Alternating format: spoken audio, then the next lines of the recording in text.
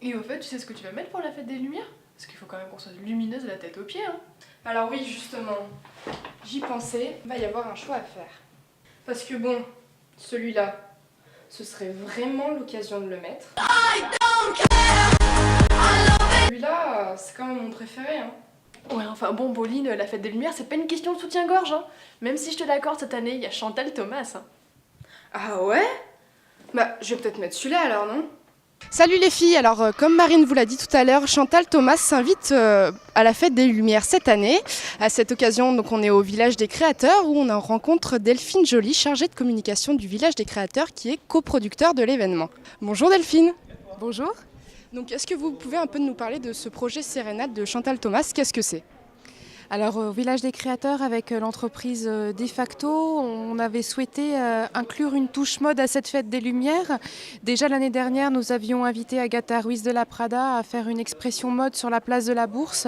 Et cette année, nous avons donc convié Chantal Thomas à participer à ce projet, d'où est née l'installation poétique Sérénade. Et donc cette installation, qu'est-ce que c'est concrètement? Qu'est-ce qu'on va y voir?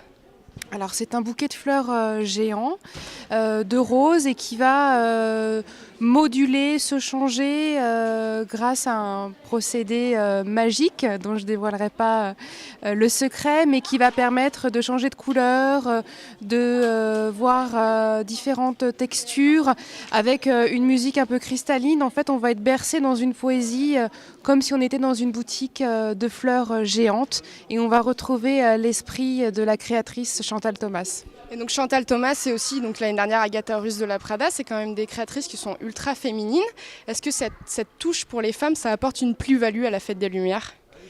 En tout cas, qu'il y ait une touche mode, c'est nouveau. Et en plus, cette année, non seulement il y a Chantal Thomas, mais il y a aussi Jean-Charles de Castelbajac qui propose une installation.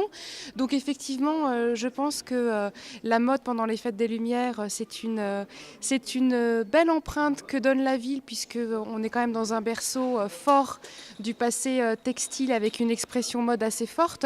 Et en plus, effectivement, les créatrices que sont Agatha Ruiz de la Prada ou Chantal Thomas, qui ont une expression très très féminine et glamour de la mode permettent de voir une fête des Lumières un peu version féminin, effectivement. Et donc votre choix de Chantal Thomas, comment ça s'est porté sur cette créatrice-là? Alors au Village des Créateurs, on entretient des liens privilégiés avec Chantal Thomas depuis de nombreuses années. Elle a été présidente du concours Talent de mode que l'on organise depuis 8 ans maintenant. Elle a été présidente en 2009. Elle a été également marraine d'une opération qu'on a menée en 2007 au Printemps de Lyon. C'est vraiment une personnalité avec qui on entretient des relations fortes depuis de nombreuses années.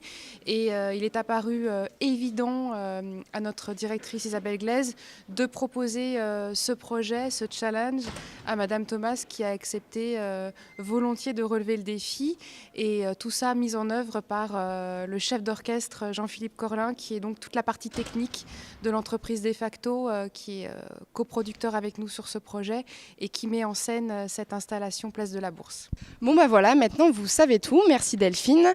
Donc Sérénade de Chantal Thomas est à retrouver dès demain soir pour la fête des Lumières. Nous en tout cas, les Lumineuses, on ira.